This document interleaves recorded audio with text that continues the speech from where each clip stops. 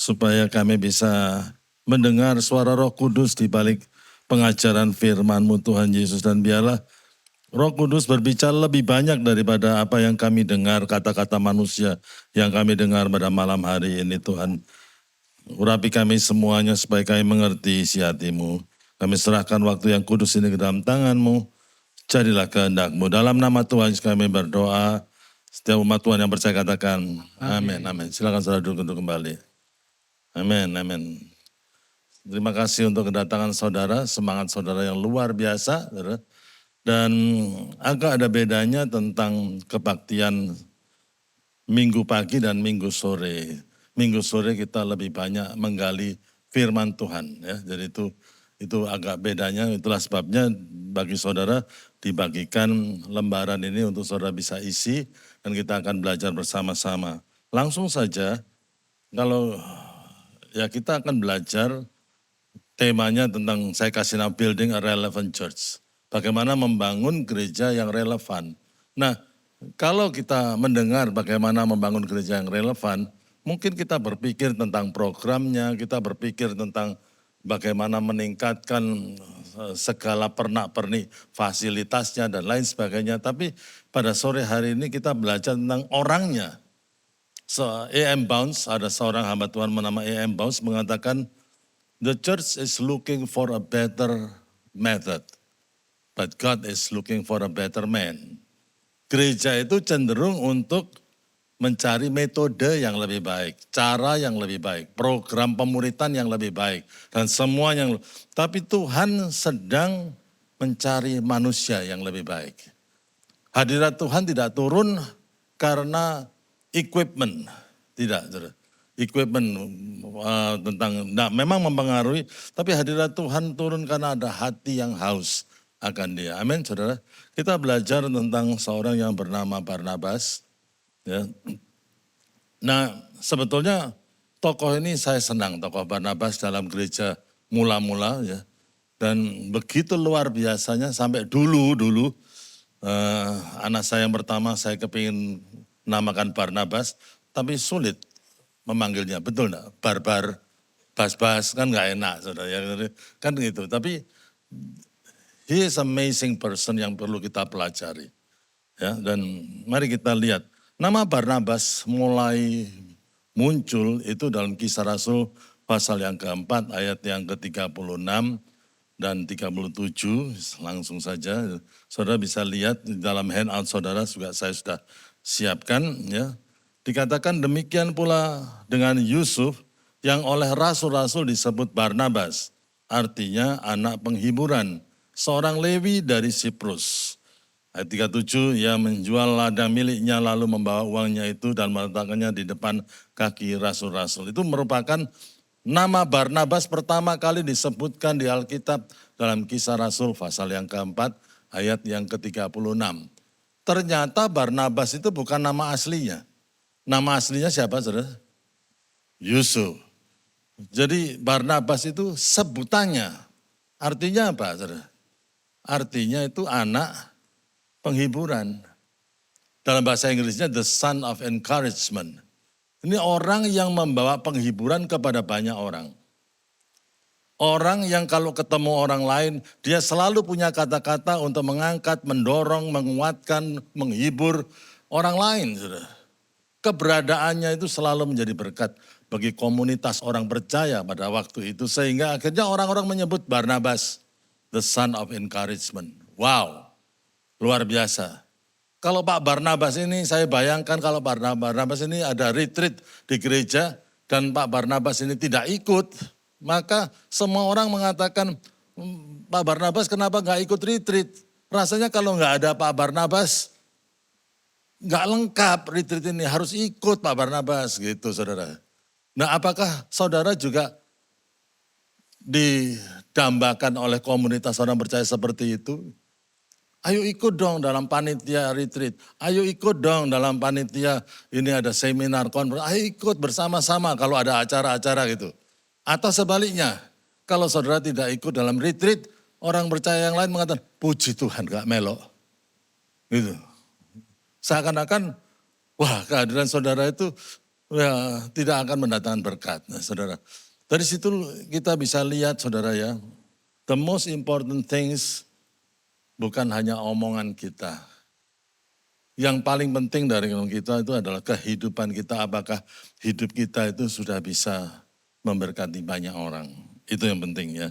Dan langsung saja tentang apa yang bisa kita pelajari dari seorang yang Barnabas yang luar biasa. Yang pertama saudara ya, dia adalah orang yang rela berkorban.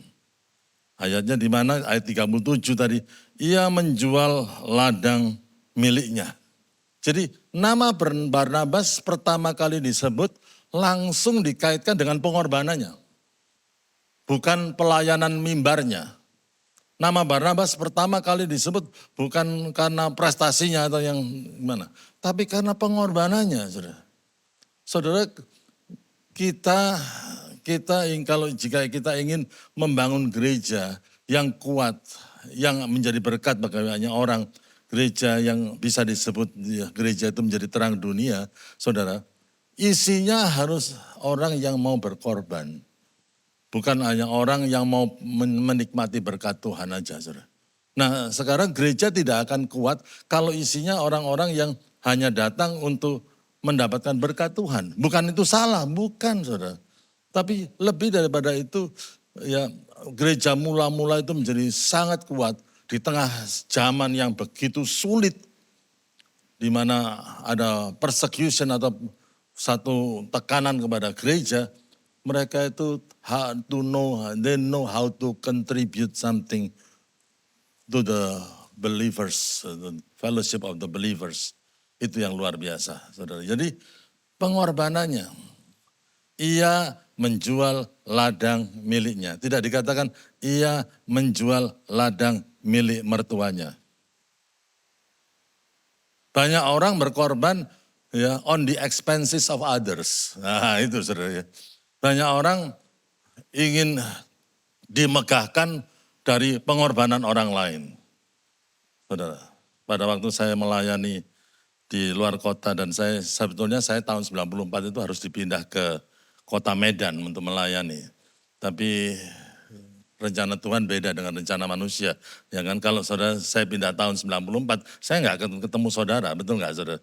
Ya, dan tahun 93 saya sudah dipersiapkan di sana dan semua orang itu ya kita ada satu rumah, kemudian ada rumah yang dikontrak sebagai kantor dari gereja di sana dan ranjangnya sudah disiapkan, kasurnya disiapkan, ada kasurnya dan saya kasurnya sih oke-oke aja dan dikasih kasur dan lain sebagainya dan ada orang yang berkorban nyumbang kasur itu.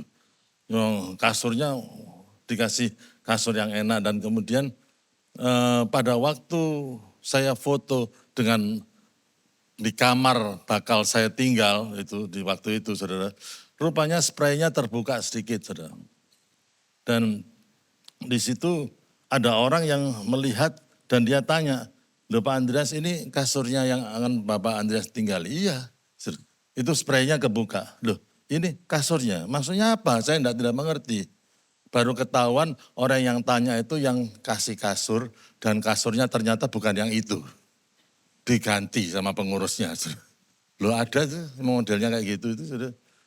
Oh gitu, saya sih tidur di mana aja, saya tidur di situ juga enak kok nyenyak saudara. Tapi banyak orang melakukan hal seperti itu saudara. Jadi kasur yang enak diambil sendiri saudara. Saudara itu that's not sacrificial spirit. Ya, kalau gereja isinya gitu, rusaklah gereja saudara. Ya jadi itu, jadi rela untuk berkorban. Berkorban ini saudara ya, jadi orang Kristen, jangan sampai kekristenan kita itu kehilangan yang disebut sacrificial spirit. Kapan saudara itu, apakah saudara letih lesu, berbeban berat, merasa kering dan lain sebagainya saudara. Kapan saudara berkorban untuk Tuhan? Kapan saudara berkorban untuk orang lain dalam pelayanan saudara? Pertanyakan itu saudara. Orang yang berkorban itu, wah hatinya berkobar-kobar luar biasa. Saudara pada zaman perjanjian lama, saudara, ya selalu ada korban di mezbah. supaya api Tuhan itu tetap bisa menyalakan itu terus menerus. Ya orang di atas pengorbanan itu kita lebih semangat. Saya lihat kalau orang-orang semangat, orang-orang itu waduh, ayo ke doa malam, ayo pengorbanan saudara ya. Itu penting sekali. Yang kedua saudara, dia bukan hanya mau berkorban tapi dia tunduk kepada pemimpin, kepemimpinan. Dikatakan ia menjual ladang miliknya lalu membawa uangnya itu dan meletakkannya di depan kaki rasul-rasul. Saudara, kenapa ditulis di depan kaki rasul-rasul? Itu tanda submission. Dan uangnya dibawa, dipercayakan di depan kaki rasul-rasul. Saudara. Yang notabene, saudara, Barnabas ini secara sosial ekonomi jauh lebih kaya daripada rasul-rasul yang notabene mereka adalah nelayan sederhana. Mereka nggak punya aset, saudara. Asetnya cuma perahu nelayan, saudara. Tapi Barnabas ini secara mungkin pendidikan juga lebih tinggi daripada rasul-rasul. But he trust the leadership. Dia tahu bahwa roh Tuhan itu ada dan diurapi. Itu murid-murid Kristus diurapi. Dan dia tahu dan dia percayakan itu saudara. Ya, dan itu yang luar biasa saudara. Ya, jadi itu submission to the leadership. Leadership itu merasa senang, sukacita dalam memimpin. Karena apa? Karena ada dukungan, support. Dan banyak orang dari jemaat ini yang lebih hebat dari saya itu banyak saudara. Tapi mereka menunjukkan supportnya dan itu menggembirakan. Dan itu menjadikan sesuatu yang luar biasa. Itulah sebabnya saudara saya ingin katakan kepada setiap saudara, you are the best. Amin saudara.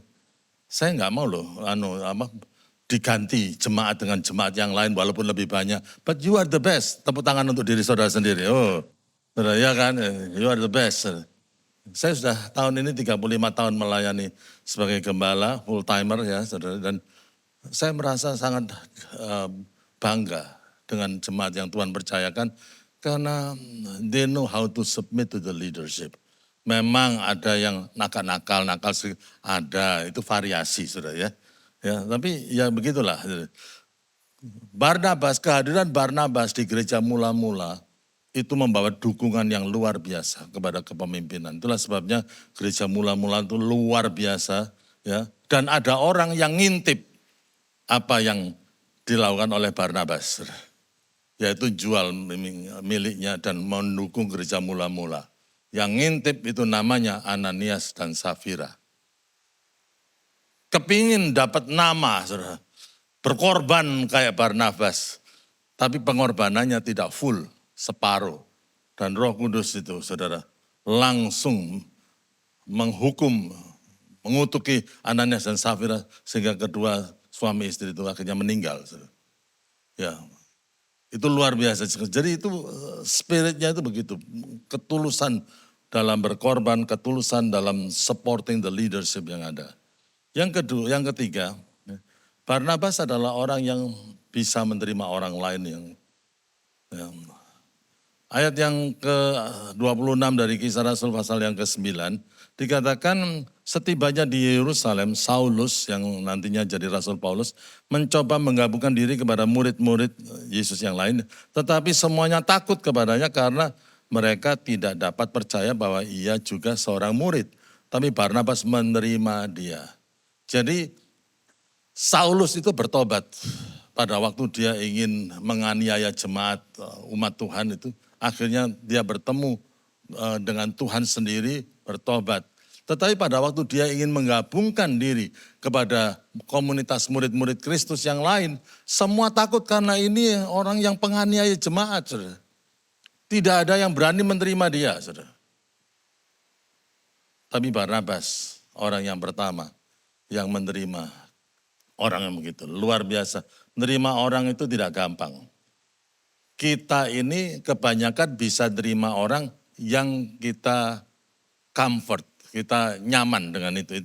Tapi menerima orang yang kadang-kadang kita nggak nyaman, saudara. Itu belum tentu bisa, saudara. Saya ini kalau konseling, saudara ya.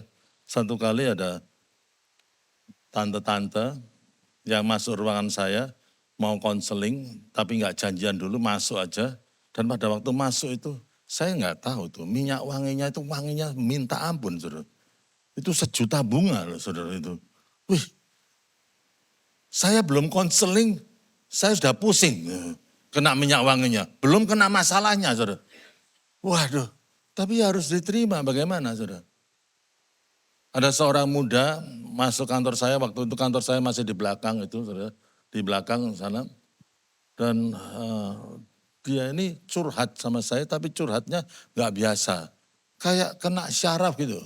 Dia ngomong, Pak Andreas, saya ada masalah besar, saya minta didoakan. Gitu.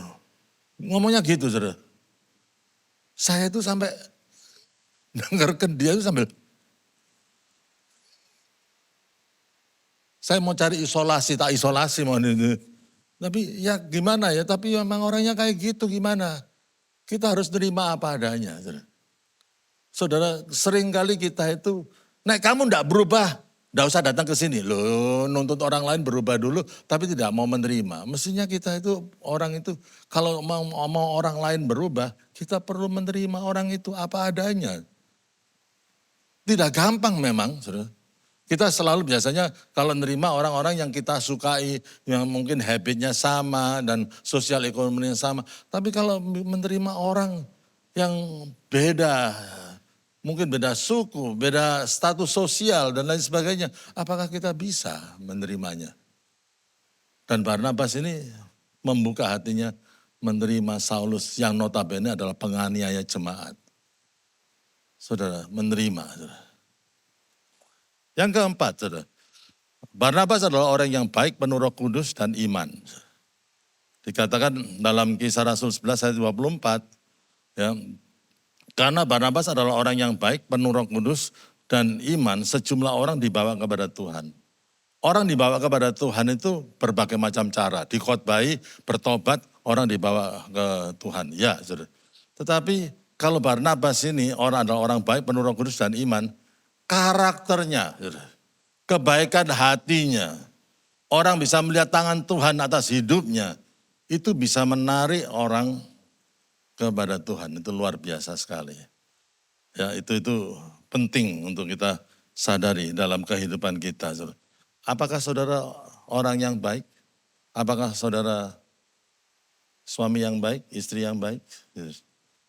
Ya, bukan saudara yang menjawabnya, yang istri harus suami yang menjawabnya, saudara. Ya, jangan bilang saya orang baik, enggak, saudara. Orang lain yang harus mengatakan saudara itu orang yang baik.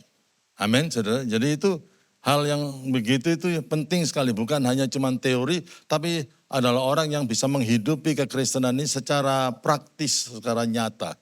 Itulah orang yang bernama Barnabas itu, ya. Teruskan, mampu memuridkan. Lalu pergilah Barnabas ke Tarsus untuk mencari Saulus, dan setelah bertemu dengan dia, ia membawanya ke Antiokhia. Jadi dia ketemu, dia cari, dia bukan hanya menerima Saulus, tapi dia memuridkan Saulus. Dibawa ke Antiokhia, dimuridkan. Dan dia adalah orang yang baik, penuh Roh Kudus dan iman. Dia adalah orang yang mampu memuridkan. Nah saudara mungkin kalau aku sih tidak bisa kalau memuridkan itu. Saudara sebetulnya memuridkan itu gampang itu. Cara pemuridannya orang Kristen gampang, yaitu apa saudara? Cara memuridkannya itu istilahnya gini, ada 3 step. Satu, yang step pertama, I do, you watch. Aku melakukan sesuatu, kamu mengamati. Yang kedua, step yang kedua, you do, I watch. Ya, kamu melakukan sesuatu, aku yang melihatnya. Kalau ada yang kurang, nanti aku perbaiki. Yang ketiga adalah I do and you do another things. Kita sama-sama melakukan kehendak Tuhan. Dan pekerjaan Tuhan akan semakin luar biasa. Itulah pemuridan, saudara. Bukan sesuatu yang sulit. Kita menjadi pelaku firman. Pokoknya kita harus menjadi pelaku firman. Biar orang lain melihatnya bahwa kita ini mempraktekkan firman Tuhan. Saudara. Yang kedua, kita yang melihat teman kita yang lain melakukan firman Tuhan. Baru akhirnya kita sama-sama melakukan firman Tuhan. Dan Alkitab mengatakan di Antiokhia lah murid-murid pertama kali disebut Kristen. Kalau saudara lihat nanti baca Kisah Rasul pasal yang ke-11 itu. Jadi di situ murid-murid orang-orang komunitas orang percaya disebut Kristen. Bukan ada Rasul Petrus yang hebat-hebat itu. Karena apa? Ada Barnabas. yang bisa memuridkan orang lain. Dan akhirnya menunjukkan dalam peneladanan, bukan hanya cuman talking only, tapi menjalani apa yang dia katakan. Ya, mampu memuridkan orang lain. Sebetulnya kita ini adalah orang-orang yang dipanggil untuk bisa memuridkan. Anak-anak kita yang memuridkan. Kalau anak-anak kita sampai berontak, yang disalahkan bukan Tuhannya, tapi yang memuridkan. Mungkin mereka tidak melihat peneladanan dalam kehidupan kita. Pemuridan itu tidak akan berhasil tanpa peneladanan. Jadi mampu memuridkan. Oke, teruskan. Ya. Mereka tinggal bersama-sama dengan jemaat itu 1 tahun lamanya sambil mengajar banyak orang. Dikatakan di Antiokhia lah murid-murid pertama kalinya disebut Kristen. The miniature of Christ. The follower of Christ. Pertama kali nama Kristen itu ya di Antiokhia ini. Saudara. Luar biasa enggak? Saudara? Karena ada orang yang bernama Barnabas. Selanjutnya saudara, kalau saudara lihat handout saudara ya, Barnabas itu adalah orang yang tidak mudah iri hati. Ya saudara lihat itu ayat-ayat yang lihat ke sini aja, karena itu sudah saya cantumkan di situ. Yang pertama kalau kita lihat itu ya, pada waktu dia memuridkan Saulus, Barnabas jadi orang pertama dan Saulus jadi orang yang kedua. Kisah Rasul 13 ayat yang kedua misalkan. Dikatakan apa? Khususkanlah Barnabas dan Saulus.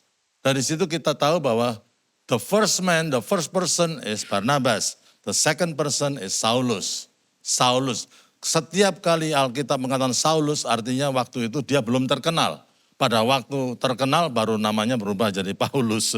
Banyak orang terkenal karena berubah nama ya. Ya.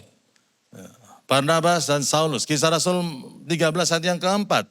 Oleh karena disuruh Roh Kudus, Barnabas dan Saulus berangkat ke Seleukia. Gitu, ya. Jadi itu Barnabas jadi orang pertama, Saulus jadi orang yang kedua. Ya. Kisah Rasul 13 ayat 7. Gubernur itu memanggil siapa? Barnabas dan Saulus. Oh, jadi orang pertama Barnabas. Tapi dalam kurun waktu tertentu, akhirnya Paulus yang jadi hebat. Tetapi Saulus juga disebut Paulus. Nah ini mulai berubah. Dan penuh dengan Roh Kudus. Karismanya lebih, akademisnya lebih daripada Barnabas. Dan dia lebih terkenal, khotbahnya mungkin lebih bagus dan lain sebagainya. Dan akhirnya Paulus yang jadi orang pertama, Barnabas jadi orang kedua. Dan Kisah Rasul 13 ayat 42 dikatakan ketika Paulus dan Barnabas keluar, Paulus disebutkan lebih dahulu, baru Barnabas. Apakah disebutkan maka Barnabas iri hati? Tidak. Justru itulah yang kehebatan Barnabas. Dia lebih ingin melihat muridnya lebih hebat daripada dirinya. Dan ayat-ayat selanjutnya itu nanti kita akan melihat bahwa Paulus jadi orang pertama dan Barnabas, dan setelah Kisah Rasul pasal yang ke-13 dia menjadi orang yang pertama terus. Luar biasa enggak? Dan saudara, kita memuridkan ya, tapi kalau kita melihat orang lain lebih diberkati, lebih dipakai Tuhan, apakah kita iri hati? Barnabas tahu porsinya, Barnabas tahu panggilannya. Ya, he stay in his calling. Dia tahu ya, Paulus ini akan jadi orang yang menjadi rasul yang luar biasa. Ya, kita tahu sekarang Rasul Paulus itu jadi hebat karena siapa? Karena orang yang bernama Barnabas. Yang keenam, saudara. Barnabas memberi kesempatan kepada orang yang gagal. Nah, saya ini akan cerita Kisah Rasul 15. Ini Bible study ya. Nah, satu kali Rasul Paulus ngomong sama Barnabas, karena dia orang pertama, dia yang usul kepada Barnabas. Baiklah kita kembali kepada saudara-saudara kita di setiap kota, di mana kita telah memberitakan firman Tuhan, untuk melihat bagaimana keadaan mereka. Dan ayat yang ke-37 dikatakan, Barnabas ingin membawa juga Yohanes yang disebut Markus. Jadi idenya Rasul Paulus ya, dia ingin ngecek kembali orang-orang percaya di mana tempat-tempat itu sudah diinjili, dan Barnabas ingin membawa juga orang yang bernama Yohanes yang disebut juga Markus. Tetapi apa saudara? Tetapi Paulus tidak setuju. Dikatakan tidak baik membawa seseorang yang telah meninggalkan mereka di Pamfilia dan tidak mau turut bekerja bersama-sama dengan mereka. Jadi Paulus gak setuju. Kenapa sih? Karena Yohanes yang disebut Markus ini pernah meninggalkan pelayanan. Itu di Kisah Rasul pasal yang ke-13 sebelumnya. Kita gak usah baca semuanya. Tapi ini orang pernah menjadi orang yang tidak bertanggung jawab dalam pelayanan. Gitulah. Meninggalkan. Dan Paulus dengan tegas gitu, mengatakan itu. Dan ayat 39, dan hal itu menimbulkan perselisihan yang apa saudara? Tajam sehingga mereka berpisah. Barnabas tetap membawa Markus juga serta berlayar ke Siprus. Saudara, gini saudara, ini menarik saudara. Terjadi perselisihan antara Paulus dan Barnabas. Masalahnya apa sih? Barnabas diajak pelayanan mengunjungi jemaat yang lain. Barnabas ingin membawa Yohanes, ya, tapi Paulus tidak setuju karena Yohanes ini pernah meninggalkan pelayanan dan tidak bertanggung jawab, ya. Dan itu saya lihat jamnya dulu, oke, ya, sudah masih ada. Nah, mungkin Barnabas mengatakan gini, oh ya dia salah sih, tapi kan kita kasih kesempatan ulang, tidak. Kerajaan Allah dirugikan dengan orang model Yohanes ini. Ngapain bawa-bawa Yohanes? Ya kalau dia setia dalam pelayanan, kalau kita muter lagi dan dia meninggalkan pelayanan lagi, kita rugi. Mencoreng nama Kristus. Nah mungkin itu dia Paulus orang yang tegas. Tapi Barnabas mengatakan, give him another chance. No, katanya Paulus. Aku juga memberikan kamu kesempatan kan, kata Barnabas mungkin kepada Saulus itu. Sehingga kamu sekarang menjadi orang, kamu pernah salah dan aku kasih kesempatan dan kamu sekarang menjadi orang yang luar biasa. No is no katanya, mungkin gitu saudara ya. Akhirnya timbullah perselisihan yang tajam dan tetap Barnabas membawa Markus bersama layar ke Siprus. Itu. Tapi Paulus memilih Silas dan kemudian diserahkan pada saudara-saudaranya kepada kasih karunia Tuhan. Berangkatlah mereka mengelilingi Syria, Kilikia sambil menunggang jemaat-jemaat di situ. Jadi akhirnya pisah. Nggak enak ya, nggak senang ya. Antara ini ke sana, Barnabas bawa Yohanes yang disebut Markus, Paulus bawa Silas. Aduh kok endingnya kok nggak enak gini. Tapi pada waktu kita terus membaca kisah mereka saudara, akhirnya ternyata ada happy ending. Happy ending. Happy ending itu apa? Saudara? Dalam 2 Timotius 4 ayat 11 dikatakan gini, ini Rasul Paulus mendekati pada waktu dia meninggal. Saudara. Ya, dan dia katakan kepada Timotius, hanya Lukas yang tinggal dengan aku. Jemputlah Markus dan bawalah ia kembali karena pelayanannya penting bagiku. Akhirnya saudara, Yohanes yang disebut Markus itu bertobat dan menjadi orang yang dipakai Tuhan sampai Rasul Paulus pun yang tadinya berprasangka negatif kepada Yohanes yang disebut Markus itu akhirnya dia minta kepada Timotius untuk menjemput Markus itu karena pelayanannya itu penting bagi dia. Saudara, kira-kira ini hasil pelayanan siapa?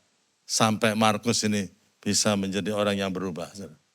Saya yakin itu adalah pelayanan Barnabas. Di mana Barnabas? Setelah itu Barnabas tidak kelihatan lagi. Luar biasanya Barnabas ini mengawali pelayanan dengan pengorbanan besar, tapi akhirnya dia menjadi an unknown hero, pahlawan yang tidak perlu dikenal.